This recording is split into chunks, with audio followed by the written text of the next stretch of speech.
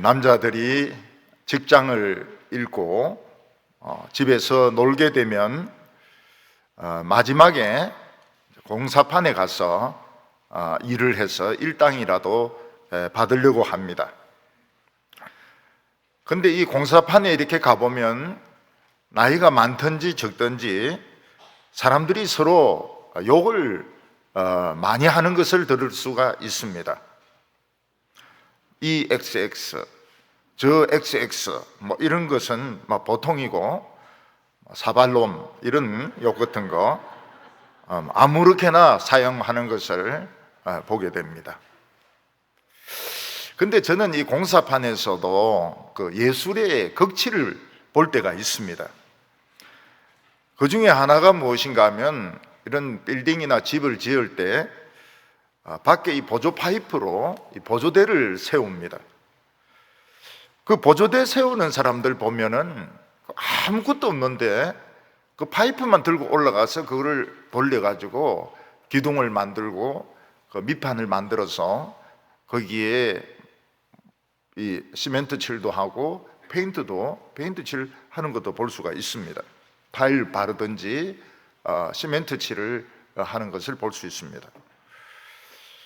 또 참 달인이다 이렇게 생각되는 것이 그 줄을 타고 매달려서 페인트 칠을 하는 사람입니다.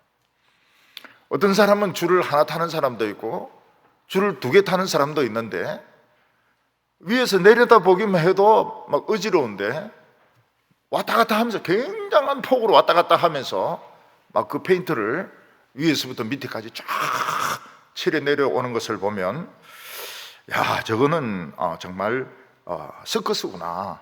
저거는 정말 그 숙련된 사람 아니면 저거는 할 수가 없는 거다, 이런 생각이 듭니다.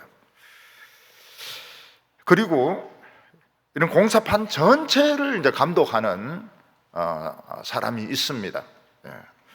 그런 사람 보면 뭐 욕도 잘하고 술도 잘 마시고 또 판단도 잘하면서 막 큰 소리 치면서 미장이 어디 갔어? 페인트 어디 갔어? 전기공 어디 갔어? 뭐 이러면서 뭐 일을 이제 꾸려 나가는 것을 볼 수가 있습니다. 우리는 어떤 사람에게 아주 좋은 선물을 줬는데 그 상대방이 선물이 시시하다고 안 받거나 버릴 때가 있습니다. 그러면 속이 굉장히 상하죠. 선물이라고 줬는데 그걸 뭐 고맙다 소리도 안 하고 버려버리고 이렇게 하면 굉장히 속이 상하게 됩니다.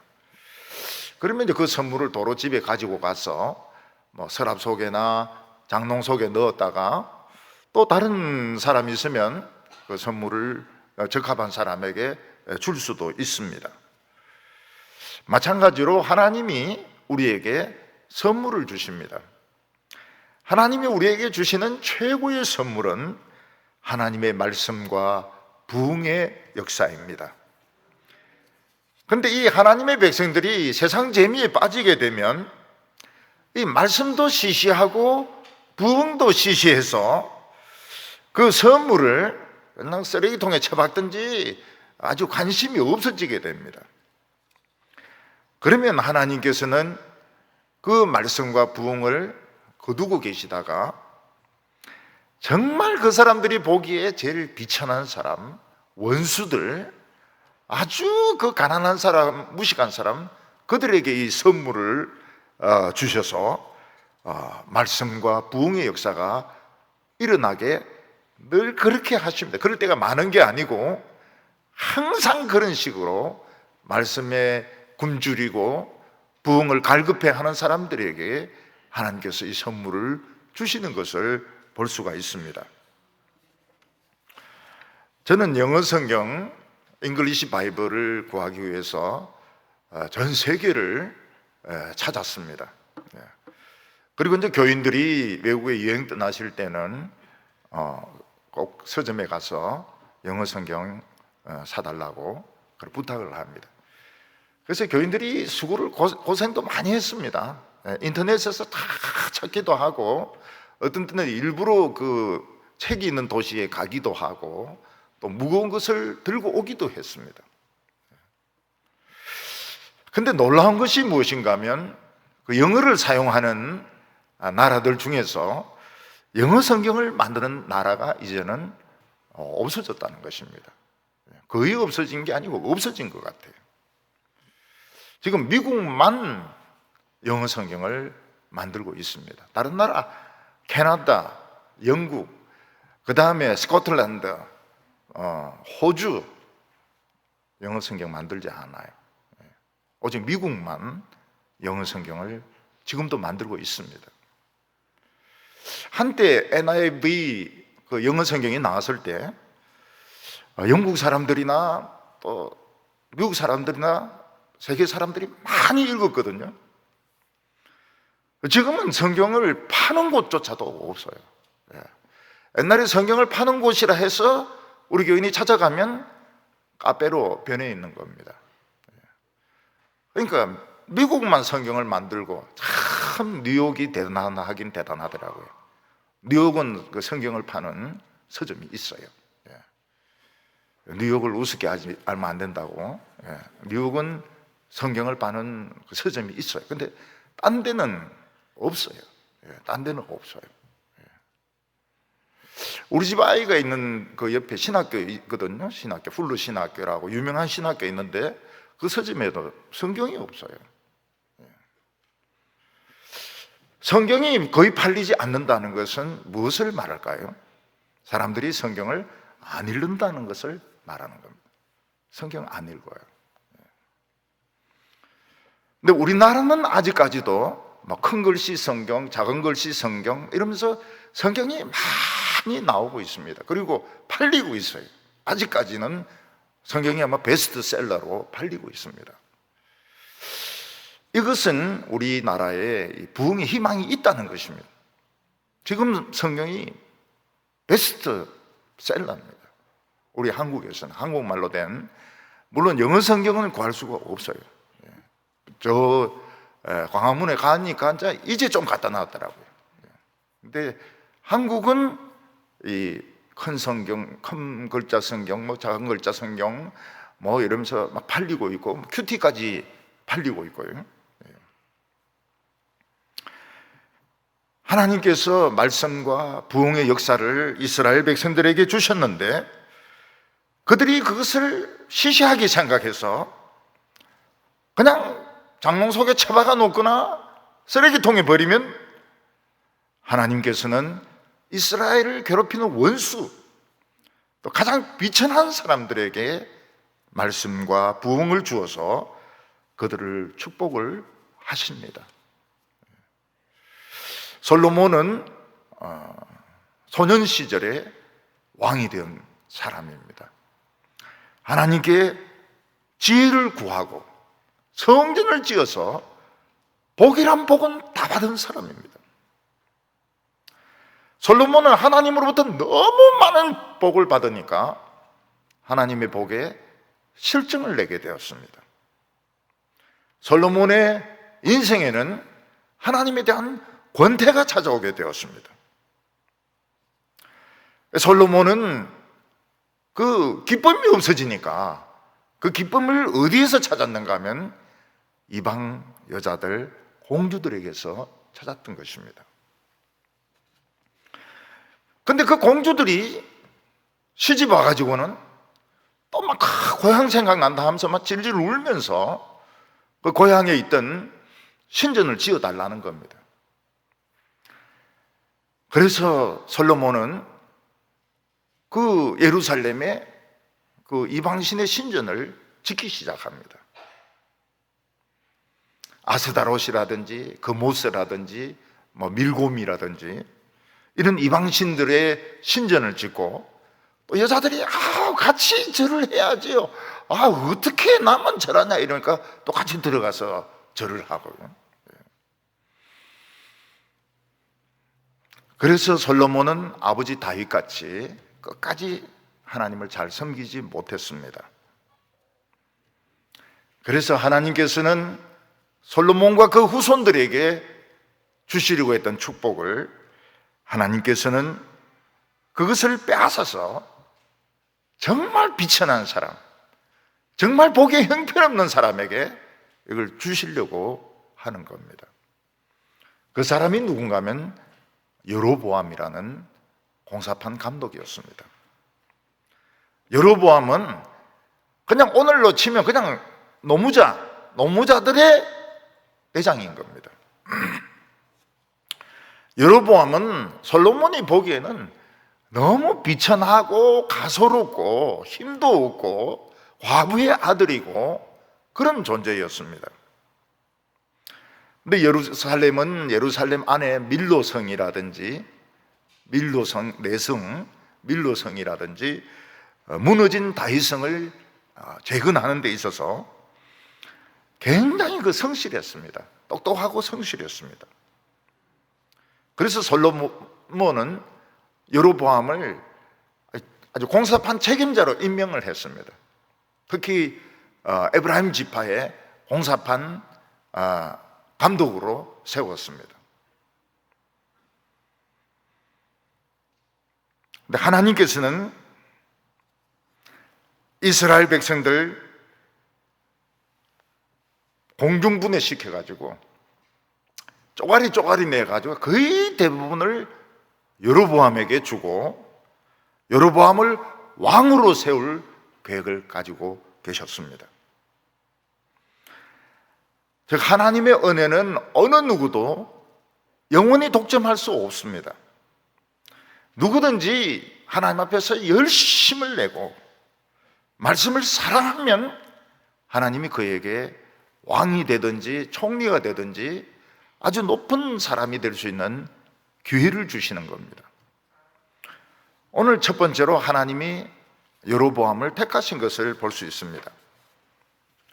솔로몬 때의 에브라임 지파의 청년 중에서 여로보암이라는 사람이 있었습니다.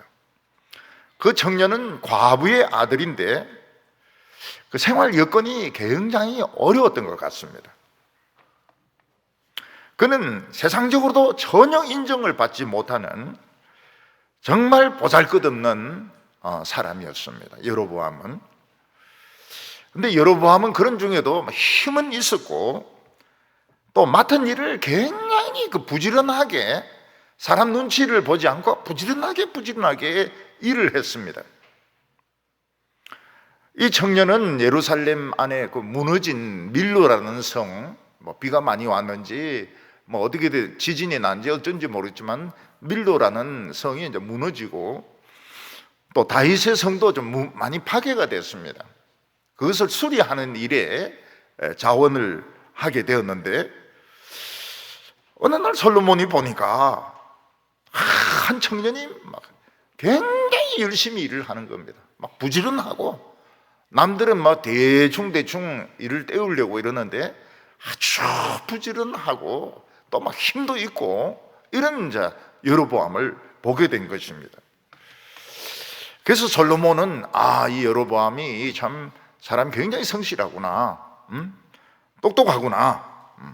그래서 그를 공사판의 감독으로 세운 것입니다.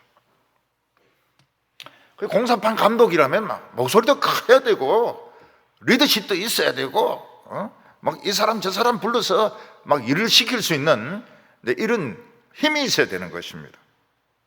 솔로몬은 그 청년이 가능성이 있다 이렇게 눈여겨봤습니다. 근데 솔로몬만 눈여겨본 것이 아니었습니다. 하나님도 여로보암을 눈여겨보고 계셨던 것입니다. 여로보암은 아버지가 없다고 해서 기가 죽지 않고 또 나쁜 길로도 빠지지 않고 어떻게 하든지 그 공사판에서 열심히 일을 해서 어머니와 동생들 먹여 살리려고 막 그렇게 애를 쓰는 것을 하나님은 보셨던 것입니다. 그리고 여로보암에게는 이때는 하나님을 믿는 믿음도 있었습니다. 여로보암은 모든 일에 열심히 했습니다.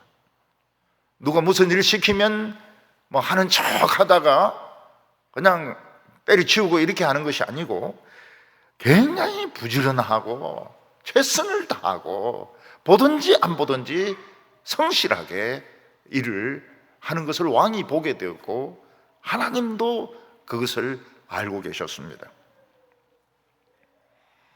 하나님께서는 솔로몬과 다윗의 후손에 대한 생각을 바꾸셨습니다. 너희들이 다윗만큼만 믿는다면, 많이도 말고 적게도 말고 다윗만큼만 믿으면 이스라엘은 영원히 축복받는다 했는데, 벌써 솔로몬은 하나님의 말씀에 실증을 내고 하나님의 축복에 권태를 느끼는 겁니다. 그래서 이방 여자들에게서 기쁨을 찾고 이방 신에게서 기쁨을 찾았던 것입니다. 그래서 하나님께서는 솔로몬과 다윗의 자손들에게 주시려고 생각했던 그 축복을 여로보암에게 주시려고 마음을 바꾸시게 되었습니다. 왜냐하면 솔로몬이 하나님과의 약속을 깨뜨려 버렸기 때문입니다. 이스라엘 백성과 이 크리스천들은 굉장히 그 특이한 점이 있습니다. 그게 무엇인가 하면 우리가 하나님을 믿는 것이 하나님과 결혼하는 것이라는 겁니다. 이건 뭐 비유가 아니고 이건 결혼인 겁니다. 결혼. 이스라엘 백성들은 신앙이 결혼이었습니다.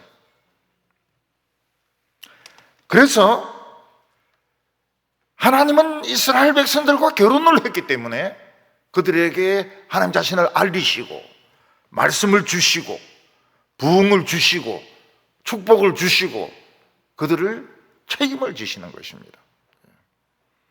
물론 이스라엘 백성들도 개인적으로 결혼을 하지만 신앙은 하나님과의 결혼이었습니다.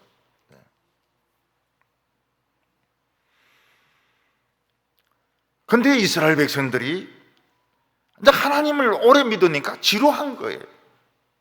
하나님의 축복이 이제 시시한 겁니다. 뭐 좀 새로운 것이 없나? 그래서 말씀을 벗어나서 세상에서 기쁨을 찾고 세상에서 즐거움을 찾을 때 그들은 이제 불륜을 저지르는 겁니다. 불륜을 저지르는 겁니다. 그러니까 정신적으로만 불륜을 저지르는 것이 아니고 실제 육체적으로도 불륜을 저지르게 되어 있습니다. 왜냐하면 이 성적인 것은 죄다. 참고 있다가 폭발하면 이 육체적으로도 죄를 저지르게 되는 것입니다. 사람이 아직 부족한 자리에 있을 때, 밑바닥에 있을 때는 자기가 발전해야 되기 때문에 좀 더 높은 자리에 올라가야 되기 때문에 좀 지루하지가 않습니다. 일이 지루하지가 않습니다. 일 지루하면 망한다는 걸 알기 때문에 또 일하기 싫어도 처자식을 먹여 살려야 되기 때문에 열심히 자기 일을 해서 진급을 하려고 하고 높은 자리에 올라가려고 합니다. 근데 사람이 최고로 높은 자리에 올라가면 기업 회장이라든지 대학 총장이라든지 대통령이라든지 이런 높은 자리에 올라가면 더 올라갈 자리가 없습니다. 군대에서도 장군들 별 4개 달면 더 올라갈 자리가 없습니다. 그런데 이 사람들이 어떤 사람들, 머리가 굉장히 좋은 사람들이고 능력은 있는 사람들이고 에너지는 넘치는 사람들인데 더 올라갈 자리가 없는 거예요. 그래서 힘은 있고 능력은 있고 재주는 있는데 목표가 없는 거예요. 삶의 목표가 없어요. 그때 지루함이 찾아오고 권태가 찾아오고 그때 가장 빠지기 쉬운 게 여자입니다. 여자. 외롭거든요. 굉장히 외롭거든요. 회장님, 굉장히 기업체 회장님이 외롭습니다. 대화의 상대가 없어요. 일할 게가 없어요. 아침에 사인 몇 개 하면은 그러고는 하루 종일 갈 일이 없습니다. 할 일이 없어요. 대통령은 뭐라고 말합니까? 절간이라 그래요. 절간. 청와대 절간이라고. 직원들 퇴근하고 나면 막 개소리도 안 들리고 말이죠. 아무 소리 절간이라고 이야기를 합니다. 그래서 여자에 빠지고 노름에 빠지고 마약에 빠지는 겁니다. 사람들에게 가장 필요한 것이 무엇이냐? 변화입니다. 변화. 사람은 변화를 원합니다. 그래서 무슨 변화가 있으면은 막 기뻐요. 살 의욕이 막 생깁니다. 젊었을 때는 막 자기가 잘하지 않습니까? 그리고 이성을 막 생각하지 않습니까? 이게 변화거든요. 결혼을 하는 건 큰 변화입니다. 결혼해서 아기를 낳는 것은 엄청난 변화죠. 근데 이놈이 막 어느 날 다 뒤집는 거예요. 그러면 막 우리 애 뒤집었다고, 막 우리 집에 천재라고, 올림픽에 나갈 거라고 막 이야기를 합니다. 안 뒤집는 애가 어디 있습니까? 다 뒤집는데, 예. 엄마는 막 힘내라, 우리 아기 힘, 이러면서 이제 뒤집으라고. 아이고, 오늘 또 실패했군요. 이러면서. 그래서 사람은 이런 어떤 자기 삶에 어떤 변화가 있을 때에 덜 타락합니다. 권태가 덜 와요. 근데 모든 것이 똑같을 때, 아침에 일어나서 저녁에 잠잘 때까지 모든 것이 똑같을 때 사람은 이 권태가 오고 미칩니다. 그래서 퇴직하신 분들 등산 막 갔다 오지만 처음에는 놀랍죠. 처음에는 너무 등산이 재미있고 막 꽃도 꽃도 보이고 뭐도 보이고 그런데 몇 달 다니면 그 산이 그 산이에요. 또 자전거를 탑니다. 이 자전거 타는 기쁨이 얼마나 대단한지 몰라요. 그러면서 이 신천 다음에 금호강 달리면서 막 이명박을 막 칭찬합니다. 딴 건 몰라도 이건 잘 만들었어. 근데 한 6개월 타면은 재미없어요. 6개월 타면 재미없어요. 할리 오토바이, 이 남자들의 꿈 아닙니까? 둥둥둥둥둥둥, 이게 심장하고 똑같아요. 그러니까 할리 데이비슨, 어떤 사람 이래가 벌쓰면서 달리고 이러는데, 겨울에 춥고 여름에 덥고 나중에 재미없어요. 재미없어요.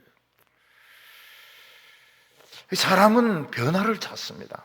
변화를 찾는데 뭔가 이게 변화인가 싶은데 좀 보면 또 그게 그거예요. 그게 그거예요. 권태가 찾아오게 됩니다. 하나님은 솔로몬을 사랑하셨습니다. 솔로몬이 1000번제를 드리고 하나님께 지혜를 달라고 했을 때 너 기도는 내 마음하고 딱 맞다 이러면서 하나님께서 지혜도 주시고 부귀영화도 주시고 원수들도 물리치고 장수도 주고 다 준다고 약속을 하시고 진짜 주셨습니다. 솔로몬에게는 금이 너무 많았습니다. 금을 온데 다 깔아도 금은 남았습니다. 솔로몬은 모든 일에 성공이었습니다. 공부는 너무 쉬웠습니다. 요즘 같으면 아마 수능 전국 1등 했을 겁니다.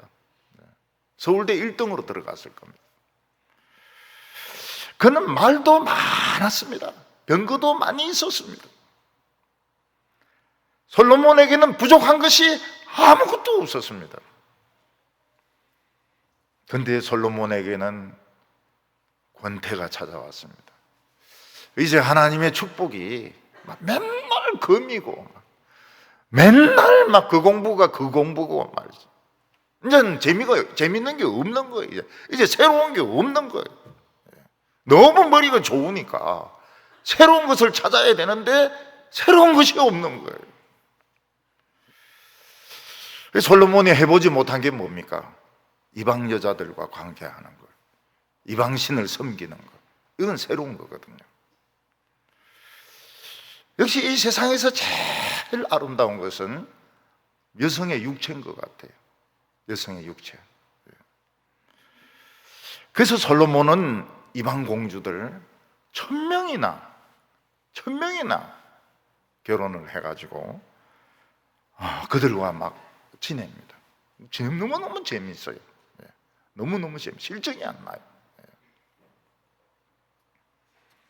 이방 공주들은 솔로몬에게 고향 가고 싶다고 막 울고 말이죠.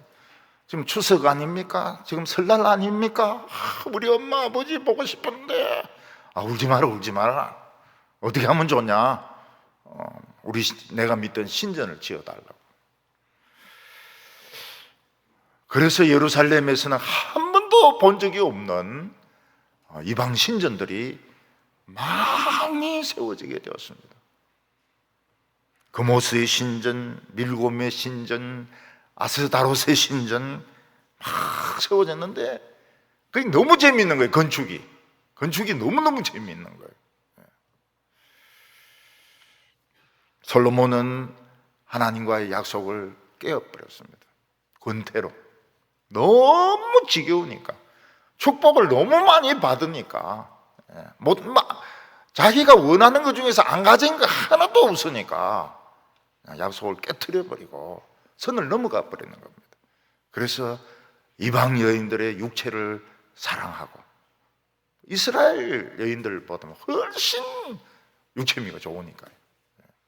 그리고 이방 신들, 그 신전 짓는 거 굉장히 재미있습니다. 이 신전도 지어보고 저 신전도 지어보고 그리스 신전도 지어보고 아르테미스 신전도 지어보고. 그래서 하나님과의 약속을 깨트려 버립니다. 이방 신은 섬기지 않겠다 했는데 깨뜨렸습니다. 이방 여인은 사랑하지 않겠다 했는데 깨뜨려 버렸습니다. 하나님과 약속을 깨면은 받았던 축복도 반납하게 되어 있습니다. 반납하게 되어 있습니다. 하나님은 참 마음이 아프시지만 이스라엘 예루살렘에 있는 촛대를 옮기려고 하십니다. 촛대를 다른 데로 옮기려고 하셔요. 근데 그 대상이 누구냐? 참 솔로몬이 일꾼 하나를 발탁을 해가 감독시킨 여로보암이라는 그 청년을 하나님께서는 이 촛대를 맡기려고 하는 겁니다. 제일 비천한 사람에게 이스라엘의 촛대를 맡기려고 하시는 겁니다. 하나님께서는 이스라엘 백성, 유다 백성들에게 주셨던 그 부흥의 촛대를 이방인에게 주셨습니다. 그래서 고린도와 에베소에서 큰 부흥이 일어납니다. 고린도와 에베소는 우상숭배의 아주 중심이었습니다. 막 술집, 그리고 막 음란한 거 최고였습니다. 그러나 하나님은 그쪽으로 부흥의 촛대를 옮기셨습니다. 하나님은 로마에도 부흥을 주셨습니다. 그래서 교부시대라고 하는 시대가 있는데, 교부시대 때에 로마의 신학자들이 굉장히 많이 나왔습니다. 동방신학자들도 있지만 이 로마의 신학자들이 굉장히 많았습니다. 유명한 신학자들이. 영국의 그 청교도들은 굉장히 박해를 많이 받았습니다. 신교를 믿는다 해가지고 박해를 많이 받았고, 그 엘리자베스 1세 때, 지금 2세죠. 엘리자베스 여왕 1세 때도 박해를 많이 받았습니다. 그런데 하나님께서는 영국에 부흥을 주십니다. 독일에도 부흥을 주셨지만 이걸 영국에 주셨어요. 영국에서 막 그 청교도들이 그 부흥이 일어나게 됩니다. 그래 이제 다 떠나라고 이래 하니까 이 사람들이 이제 신대륙으로 넘어가지 않습니까? 신대륙으로 이제 넘어가면서 이제 화란에 좀 있다가 그래가 신대륙으로 넘어가게 됩니다. 그 신대륙에서 막 부흥이 일어나요. 그 신대륙에서는 엄난 죄를 지으면은 막 사람 보는 데서 막 채찍질 합니다. 너무 그거 가혹하다 해가지고 쓰여진 것이 주홍 글씨입니다. 스칼렛 레드. 저는 어렸을 때 막 너무 감동을 많이 받았어요. 예, 좋은 글씨. 예, 음란해가지고 막 애 안고 막 핍박 받는 막 독후감도 쓰고 막 그런데 지금 커서 보니까 좀 이상하더라고요. 그게. 예. 이 청교도를 이제 욕하는 소설입니다. 나다니엘 호손이 청교도들 너무 비인간적이다. 좀 그런 면도 있었던 것 같아요. 굉장히 그 비인간적인 율법적인 이런 신앙도 있었던 것 같아요. 근데 그 부흥이 한국으로 오게 되었습니다. 한국으로. 일제시대 때 사랑이라고는 받아보지 못한 우리 한국 여성들 사랑이라고는 받아보지 못했어요. 남편이 뭐라고 말합니까? 밥 먹자, 고마 자자. 그리고 막 머리채 잡고 때리고 뭐 그런 나라 아닙니까? 여자를 여자하고 뭐는 막 패수록 좋다고. 어떤 사람이 그런 걸 만들었는지 모르겠어요. 그런데 부흥이 일어났습니다. 유교가 일어나니까 과부들이 얼마나 많습니까? 이 과부들이 전부 교회에 와가지고 하나님께 남편 달라고, 죽은 남편 내놔라고 막 울고 막 그냥 시간만 나면 교회 오는 거예요. 시간만 나면 이 과부들이. 그리고 낮에는 이제 다라이에 매 가지고 뭐 장사하고요. 그런 부흥이 일어난 겁니다. 한국 밑바닥에 부흥의 밑바닥에 보면은 그 과부들의 그게 있어요. 과부들의 기도가 있습니다. 내 남편 내놔라고. 근데 결혼한 지 3개월 만에 군대 끌려가고 애 배했는데 끌려가가지고 안 들어오고 무수하게 안 들어온 거예요. 그러니까 어떻게 삽니까? 그냥 판때기 장사하면서 교회 오는 거예요. 교회 와가지고 기도하고 금요 기도회도 하고. 하나님은 일본을 사랑하셔서 2차 대전에 그 패전국 아닙니까? 패전국이면 완전히 이거는 다 때리 부숴야 되거든요. 근데 이 메가드죠. 메카스가 일본을 잘 통치하려고 그 일본 천황에게 무죄를 선언합니다. 그리고 밑에 있는 도조라든지 이런 사람들만 사형시키고. 그리고 하나님께서는 한국 전쟁 때 그것을 얼마나 군수물자를 만들었습니까? 헬멧부터 시작해가지고 군복 이런 거 전부 일본에서 다 만들었거든요. 자동차, 트럭 이런 것들. 그 일본이 세계 경제 2위 국가가 됩니다. 그런데 아직도 귀신을 섬겨요. 아직도 귀신이 일본 사람보다 숫자가 더 많습니다. 일본은 한국 사람 말고는, 한국 선교사 말고는 일본을 전도할 사람이 없어요. 한국 선교사들이 가는 것이 맞습니다. 하나님이 참 사랑하셔가지고 다 죽은 나라를 살려놨거든요. 세계 경제 2위를 만들어 놨는데 귀신을 섬깁니다. 귀신을. 참 그 일본 사람들은 좀 전 세계 사람들로부터 원자 폭탄으로 매를 맞은 사람들은 일본 사람들밖에 없습니다. 그런데도 귀신을 섬겨요. 집마다 다 사당이 다 있습니다. 그래서 학교 갈 때, 회사 갈 때 갔다 오겠다고 그 신에게 이야기를 합니다.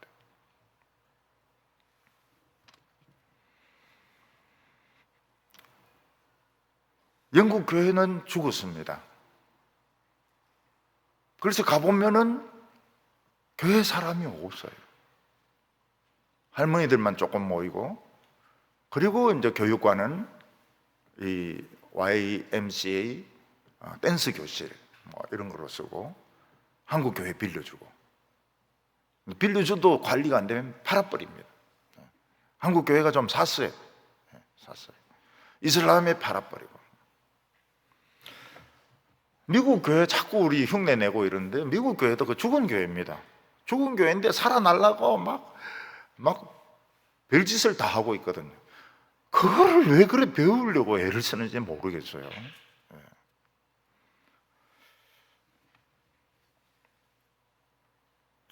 우리 한국은 진짜 6.25 이후에 정말 새벽기도 부흥회, 일제시대 때도 막 부흥회 막 기도하면서 설교도 전부 강해 설교.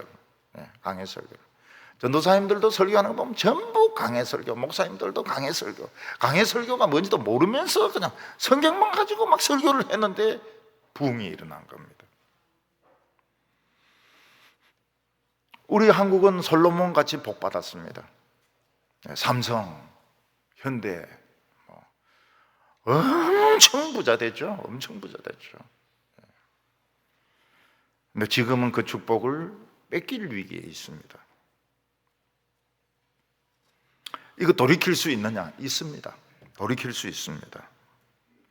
우리가 여로보암 이상으로 다윗처럼 막 열심 내면은 이 촛대 옮겨가려고 하는 거 막을 수 있습니다. 근데 식어가는 불은 붙이기가 참 어렵습니다. 기름을 많이 붓지 않는 이상은 불을 피우기가 어렵습니다. 배가 기울어지는 거 바로잡기가 어렵습니다. 근데 이스라엘에는 엘리야나 엘리사가 그걸 해냈습니다. 해냈어요. 끝에는 무너졌지만은 해냈습니다. 이사야도 기울어지던 배를 바로 잡았습니다. 일시적으로 몇십 년간은 바로 잡았습니다.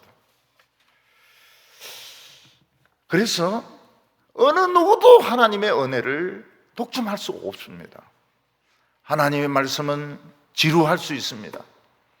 하나님 믿으면서 권태가 올 수 있습니다. 교회 오래 다니다 보면은 권태가 올 수 있어요. 근데 이제 이거는 위험한 겁니다. 위험한 거. 축복을 뺏길 수 있는 겁니다. 그래서 어떻게 하든지 교회를 참 재미있게 와야 됩니다. 교회를 재미있게 와야 되고 예배도 재미있게 드리고 하나님을 사랑해야 되고 예수 믿는 것이 재미있어야 됩니다. 권태로만 안 돼요. 오늘 두 번째로 하나님이 여로보암에게 표징을 주신 겁니다. 여로보암은 하나님이 자기를 알고 계시며 자기에게 엄청난 뜻을 가지고 계신다는 것을 꿈에도 생각하지 못했습니다. 여로보암이 내놓을 게 뭐가 있습니까? 아무것도 없습니다. 그런데 하나님은 어느 날 여로보암에게 하나님의 계획을 정표로 보여주셨습니다. 이때 이제 그 예루살렘에 아히야라는 선지자가 있었습니다. 여로보암은 이제 예루살렘을 떠나고 있습니다. 일이 이제 마쳐서 고향에 가려고 했는지 뭐 다른 일이 있어서 나왔는지는 모르겠지만 예루살렘을 나왔습니다. 그리고 아히야 선지자와 딱 만나게 되었습니다. 근데 아히야 선지는 굉장히 깨끗한 새 옷을 입고 있었습니다. 근데 아히야 선지는 그 여로보암을 딱 보자마자 이 새 옷을 딱 벗더니 찢기 시작하는 겁니다. 옷을 찢기 시작해요. 그러니까 여로보암이 깜짝 놀랐습니다. 아니 저 사람이 아무리 부자록이서니 새 옷을 저래 막 찢으면 어떻게 되는가? 옷을 막 12조각으로 막 찢었습니다. 그리고 아히야는 여로보암에게 오라 하면서 찢어진 옷 10개 가지라 그랬습니다. 옷 조각 10개 가지라고. 여로보암은 도대체 이해가 안 돼요. 왜 이 사람은 새 옷을 찢어가지고 그 찢은 거를 내인데 주는가? 그것도 다 주지 않고 10토막만 주는가? 주려면 그냥 새 옷 주지. 그랬더니 선지자가 이제 이 말을 하는 겁니다.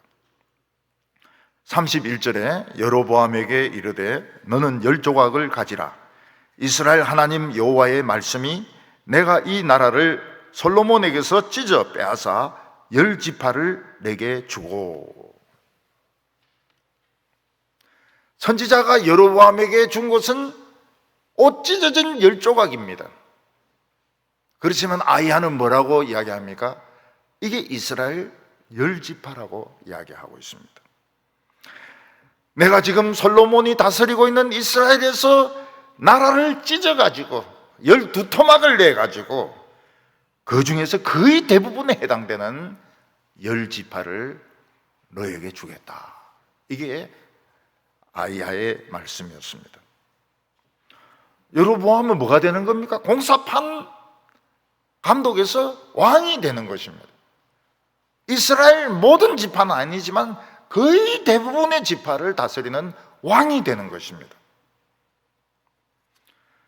그러면 이제 남은 두 지파는 누구냐? 베냐민 지파하고 레위 지파입니다.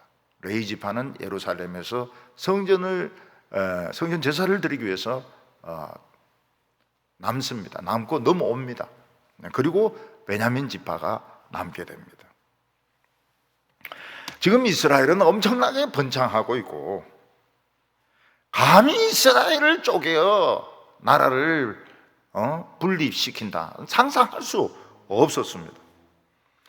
그런데 하나님께서는 아무 자격도 없고 아무도 알아주지 않는 이 무명의 사람 여로보암에게 가능성이 있다고 보신 겁니다. 부지런하고 성실하고 하나님 잘 믿고, 그러니까 이스라엘 왕으로 너를 세우겠다. 그래서 기름을 붓는 대신에 옷을 찢어가지고 10조각을 여로보암에게 준 겁니다. 선물로 준 겁니다. 찢어진 옷을 선물로 준 겁니다.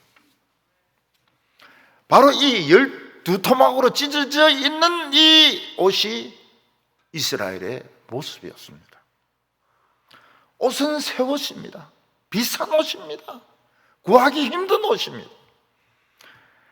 하나님께서 가장 사랑하는 이스라엘이었습니다. 이 옷은. 그러나 솔로몬은 하나님의 축복이 권태가 되는 거예요. 그래서 이스라엘을 막 찢어가지고 누더기로 지금 만들어 놓은 겁니다. 어떤 여자분이 이제 멋진 드레스를 샀습니다. 멋진 드레스를 샀어요. 비싼 돈을 주고. 근데 남편이 막 마음에 안 든다고 해서 막 드레스를 막 쫙쫙 찢어가지고 누더기로 만들어 놓으면 얼마나 속이 상하겠습니까? 마음에 안 들면은 또 가서 바꾸면 되지. 이걸 막 찢어 밝혀가지고 누더기로 만들어 놓은 겁니다. 하나님께서는 솔로몬이 이스라엘을 걸레로 만들었다. 내가 제일 아끼는 드레스를 찢어가지고 아스다롯에게 주고 바알에게 주고 금오스에게 주고 밀곰에게 주고 완전히 누더기로 만들어 놨다. 솔로몬은 그 아버지 다윗같이 나를 믿지 않았다. 그렇게 말씀하셨습니다. 그는 하나님 보시기에 정직하지 않았다. 솔로몬은 하나님 앞에 정직하지 않았다. 하나님 앞에서는 잘 믿는 척 하지만 뒤로 가서는 이방 여자를 만나고 하나님 나라를 짓고 있었던 것입니다. 그래서 하나님이 차마 솔로몬에게서 나라를 뺏을 수는 없다고 말씀하셨습니다. 왜냐하면 하나님 한번 줬다 뺏는 걸 굉장히 싫어하거든요. 우리도 그렇지 않습니까? 줬다 뺏었다 줬다 뺏었다 이러면은 기분이 굉장히 안 좋죠. 그래서 하나님도 솔로몬에게 일단 복은 주었는데 뺏기는 싫은 거예요. 하나님도 줬다 뺐다 줬다 뺏었다 이렇게 한다고. 우리는 그렇게 하죠. 우리는 줬다가 막 도로 달라 그래가지고. 하나님은 참만 그럴 수는 없고 그 아들의 손에서 이스라엘을 찢어 발겨가지고 10지파를 너에게 주겠다. 그렇게 약속하셨습니다. 하나님은 여로보암이 찢어진 이스라엘을 합치기를 원했습니다. 바느질을 잘 해가지고 하나님 중심으로 하나님이 입으실 옷으로 잘 깃기를 원했습니다. 또 그럴 수 있었습니다. 바느질 잘하는 이런 사람들 있지 않습니까? 그런 사람들 보면 옷 찢어진 것도 잘 깃고, 또 사람이 옷이 줄어들거나 또 옷이 너무 커졌을 때 또 그걸 잘 줄여가지고 새 옷처럼만 못 만들어도 입고 다닐 수 있도록 이렇게 만들어줍니다. 남자나 여자나 나이가 들면은 그 몸 사이즈가 달라집니다. 이건 어쩔 수가 없어요. 우리 교회 양복점 하던 장로님은 3년마다 양복 갈아야 된다, 신사가 되려면. 왜냐하면 체형이 바뀐다는 겁니다. 체형이. 저는 20년 전에 거 입고 막 이렇게 하니까 이게 막 촌스러워요. 굉장히 촌스러워요. 근데 이제 새로 이제 양복 이렇게 입으면 산뜻하죠. 저 같은 죄인도 산뜻하게 보이는 겁니다. 그 여성들도 보면은 버리려고 하니까 너무 아깝고, 이거 또 계속 입으려고 하니까 막 단추가 안 잠기고, 그럴 때 고민이 되죠. 고민이 되죠. 그런데 이제 잘 수선하는 사람에게 이게 제일 좋은 게 이제 빼는 게 제일 돈 버는 비결인데, 빼가지고 맞춘다, 이게 거의 기적에 가깝거든요. 너무 많은 고통이 따르고, 너무 많은 눈물의 기도가 필요하고 이러니까, 그리고 옷장에 옷은 많은데 못 입는 옷이 이제 3분의 2입니다. 저 젊었을 때 입던 옷들, 그거 처분을 못 해가지고 아깝고, 그때 내가 그거 얼마 주고 샀는데, 그 남 줄라니까 아깝고 계속 가지고 있어요. 가지고 있다가 이사할 때 이제 결단을 내리는 경우도 있고요.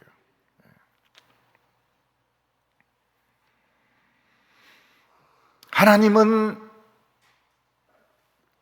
여로보암에게 굉장히 안 좋은 정표를 주셨습니다. 그건 찢어진 옷 10조각입니다. 입을 수도 없어요. 근데 사람들 중에서 이 하나님의 뜻을 모르는 사람은 그런 거 주면, 내보고 이거 인형 만들라는 거야, 여자 인형? 이렇게 신경질 내는 사람도 있고, 코로나가 도니까 마스크를 만드는 뜻이구나, 그 마스크를 만드는 사람도 있을지 모르겠습니다. 근데 우리에게 다 정표가 있습니다. 잊어먹어서 탈이지, 하나님의 그 정표가 있어요.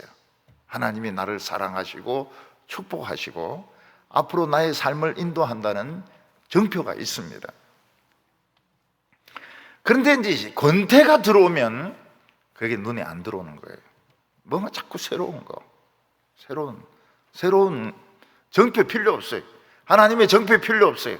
새로운 물건, 새로운 가방, 그것도 나중에 재미가 없습니다. 자전거 재미없습니다. 아무것도 재미가 없어요. 여로보암은 10조각을 깁습니다. 깁는데 엉망으로 기워요. 엉망으로 기워가지고 참 이스라엘의 걸림돌이 되게 합니다. 참 성실했으면 참 좋은데 엉망으로 기워요.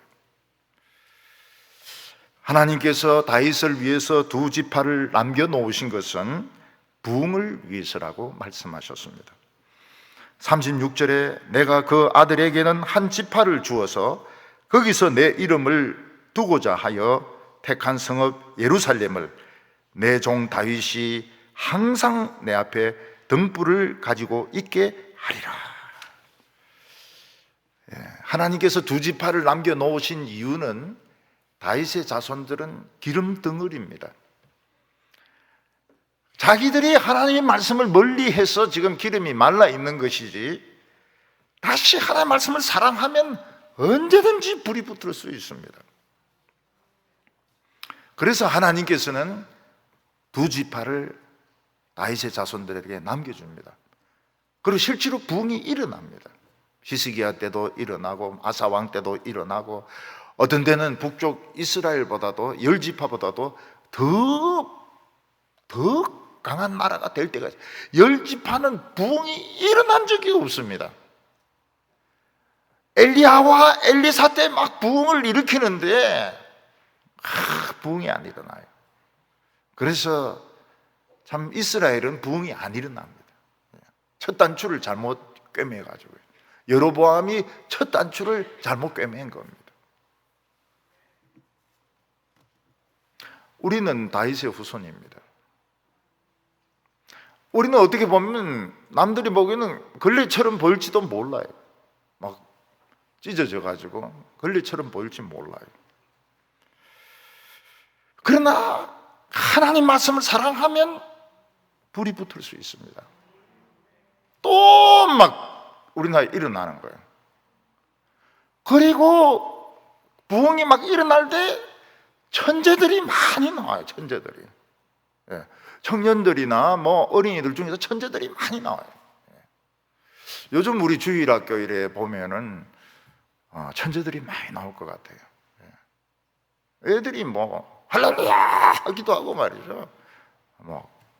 막 기도도 잘하고 요절도 잘 외우고 막 주기도문도 잘 외우고 막 벌써 틀리더라고요.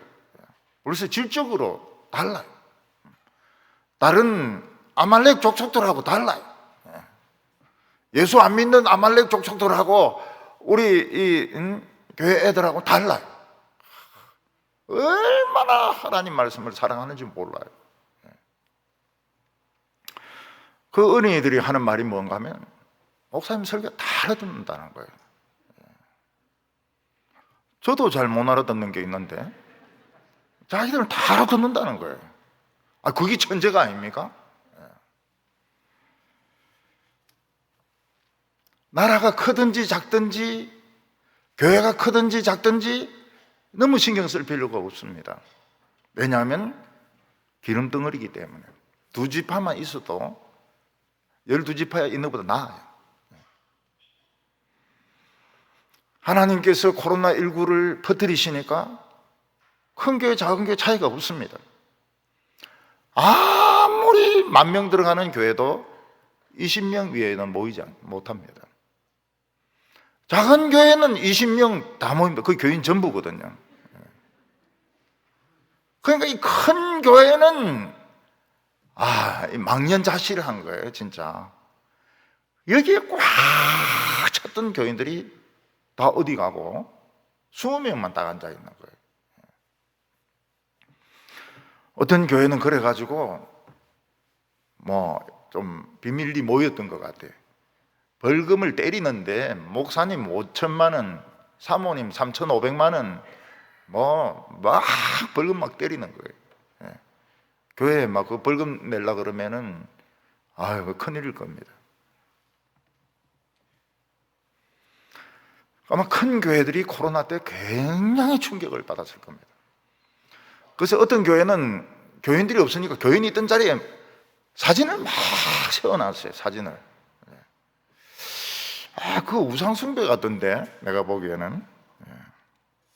그건 부목사님들 아이디어죠.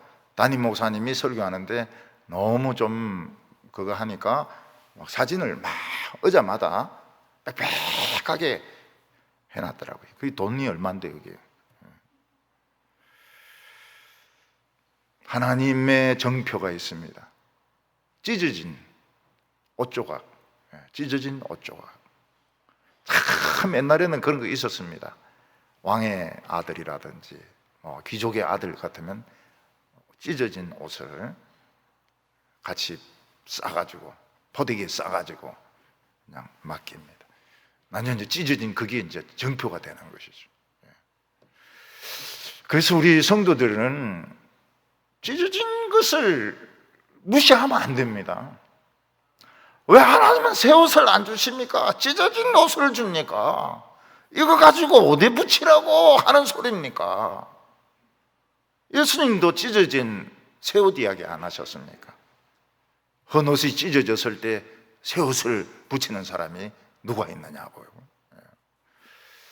그래서 우리가 가만히 생각을 해보시기 바랍니다. 남들이 뭐 이렇다 저렇다 생각하지 말고, 남편이 어떻다 부인이 어떻다 그런 생각하지 말고, 내 속에 찢어진 이 천조각이 있는가? 하나님이 주신 천조각이 있는가? 있으면 반드시 복을 받습니다. 반드시 복을 받습니다. 그 기름천입니다. 기름천. 오늘 세 번째로는 이 여로보암이 필요한 용기였습니다. 여로보암은 선지자로부터 공사판 감독에 불과한 자기를 이스라엘 10지파의 왕으로 삼겠다는 하나님의 말씀을 듣게 됩니다. 그때 무슨 생각을 해야 될까요? 여로보암이 아마 야망 없는 사람 같으면은 야, 이 말도 안 되는 소리 하지 마세요.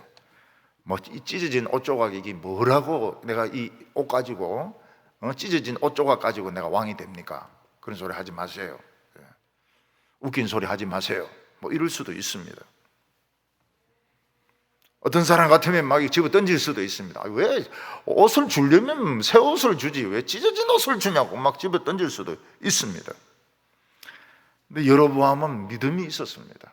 하나님이 주시는 정표라는 믿음이 있었습니다. 그래서 여로보암은 10조각을 간직을 합니다. 하나님은 여로보암에게 뭐라고 말씀하는 딴 건 아무 생각할 필요가 없다. 오직 하나님의 말씀만 붙들어라. 그러면 다윗같이 될 것이라고 말씀하셨습니다. 38절 말씀을 보면 내가 만일 내가 명령한 모든 일에 순종하고 내 길로 행하며 내 눈에 합당한 일을 하며 내 종 다윗이 행한 것 같이 내 율례와 명령을 지키면 내가 너와 함께 있어 내가 다윗을 위하여 세운 것 같이 너를 위하여 견고한 집을 세우고 이스라엘을 내게 주리라. 이렇게 말씀하셨습니다. 솔로몬은 하나님의 말씀이 지겨웠어요. 하나님의 법도가 지겨워서 이방 여인들의 육체를 사랑을 합니다. 이방 종교의 신전을 지으면서 건축을 하면서 변화를 체험합니다. 아, 참 재미있다. 여호와의 성전은 너무 단순했는데 참 복잡하니까 재미있다. 내 머리하고 똑같다. 이렇게 생각을 했습니다. 옛날이나 지금이나 사람들이 자기가 오르기 원하는 목표에 올랐을 때, 최고의 자리에 올랐을 때 사람들은 더 이상 인생의 목표가 없어지게 됩니다. 그때 빠지게 되는 것이 무엇입니까? 그 육체의 그 아름다움에 빠지게 됩니다. 하나님이 만드신 피조물 중에 제일 아름다운 피조물이 여성입니다. 여성. 여성들의 육체가 아름다워요. 그걸 그리스 사람들은 아주 애당초부터 발견을 했습니다. 그래서 그 여성들의 나체를 가지고 조각을 굉장히 많이 했습니다. 이때는 이제 모델이 없으니까 뭐 술집 여자들, 귀족 부인들 중에도 또 자원자가 있었어요. 그래서 그런 걸 가지고 조각을 만들었습니다. 여성들의 그 감정이 남자하고 굉장히 달라요. 그래서 막 복잡 미묘하면서도 따뜻하면서도 애정이 있으면서도 쌀쌀하기도 하고 매정하기도 하고 이상야릇하다고요. 로마 사람들, 그리스 사람들 여자 나체 가지고 조각을 굉장히 많이 만들었습니다. 근데 팔을 떼놓고 말이죠. 팔을 떼놓고 어떤 거는 그게 뭐 강에 던져서, 기독교 때 우상을 없앤다고 던져서 팔이 부러졌다는 뭐 그런 말도 있고, 로댕 같은 사람은 일부러 팔을 뗍니다. 일부러. 여성의 나체를 가지고 그림도 많이 그렸습니다. 아름다우니까. 로댕은 처음 작품이 그 남자입니다. 남자 나체로 조각을 만들고, 또 생각하는 사람, 남자의 근육 아닙니까? 근데 굉장히 많은 그 여자들의 그 나체를 가지고 조각을 만들었습니다. 실제로는.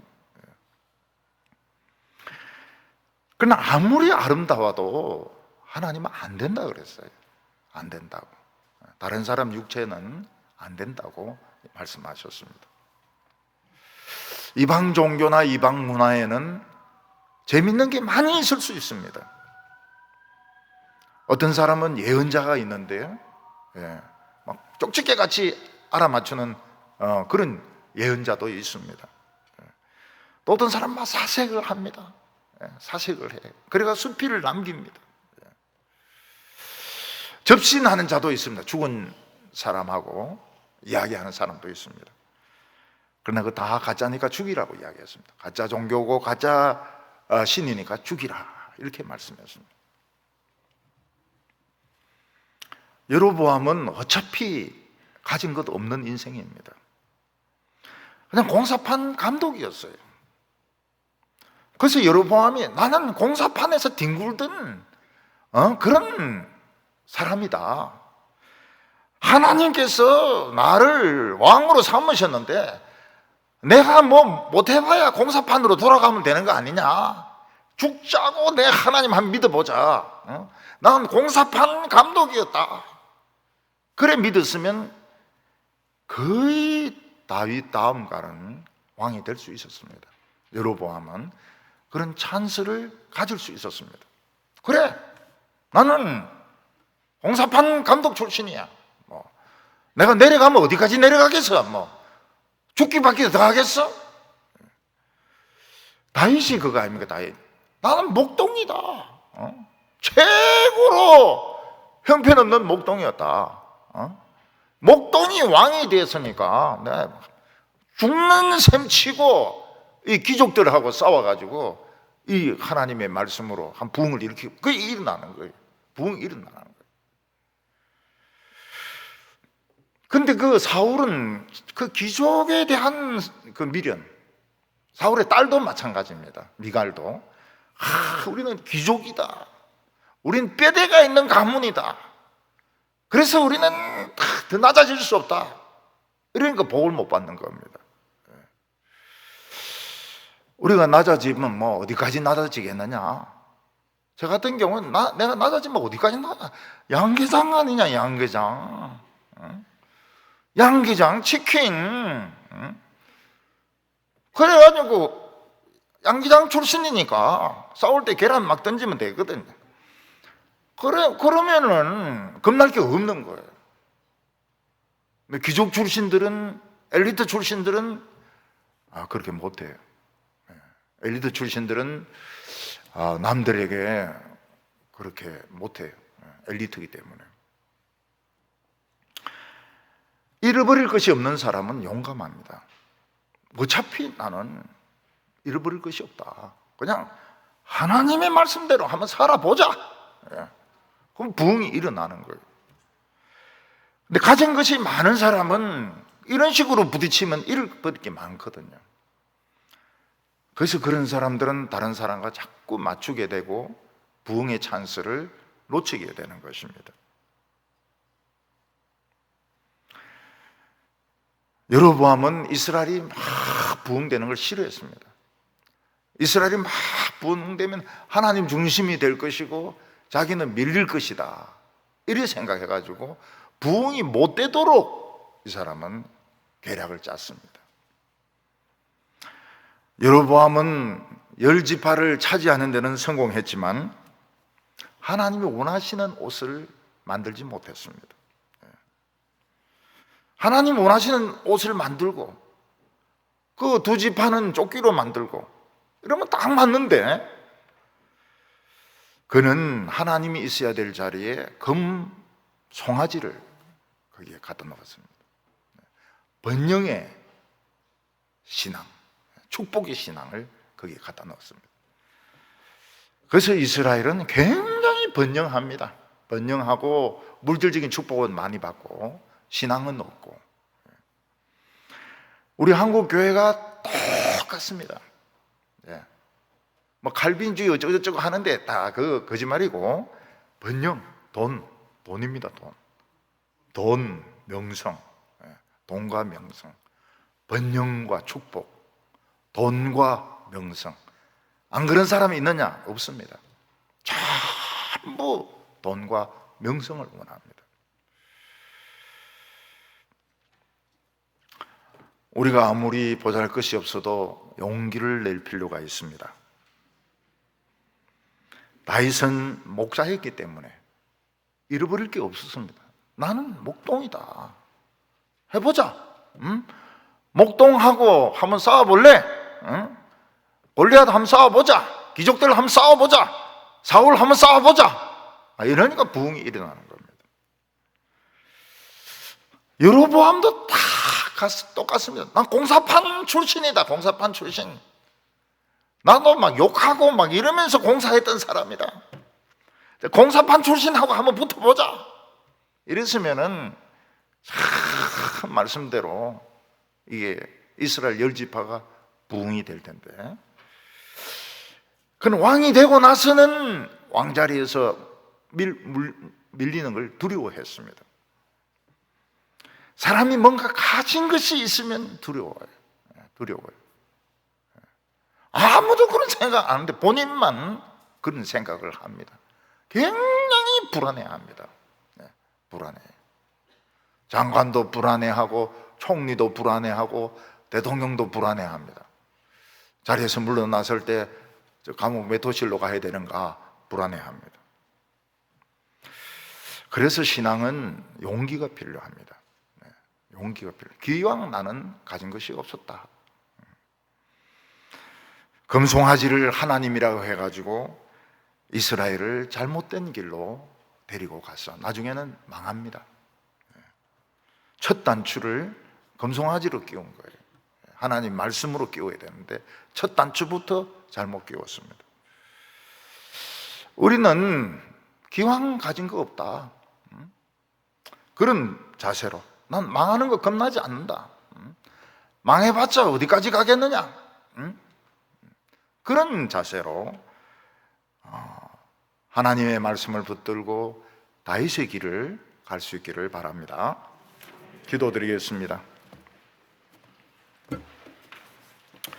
거룩하신 하나님 아버지, 아무도 우리를 인정해 주지 않고 알아주지 않을 때에도 하나님은 우리를 보고 계시며 우리 마음에 있는 열정을 하나님께서는 지켜보고 계십니다. 하나님, 우리에게 이미 정표를 주셨습니다. 우리가 이 정표를 기억하게 하여 주시옵소서. 내가 어려울 때 하나님이 어떻게 나를 도우셨는가, 하나님이 나에게 무슨 조각을 주셨는가, 우리가 생각하게 하여 주시옵소서. 다윗의 길을 걷기를 원하지만 이렇게 가기에는 너무 지루하고 너무 모든 것이 변화가 없고 재미가 없을 때가 있습니다. 하나님 아버지, 우리가 하나님의 말씀에 귀한 것을 날마다 체험하게 하여 주시고 하나님의 정표를 잃어버리지 않고 끝까지 붙잡게 하여 주시옵소서. 예수님의 이름으로 기도하옵나이다. 아멘.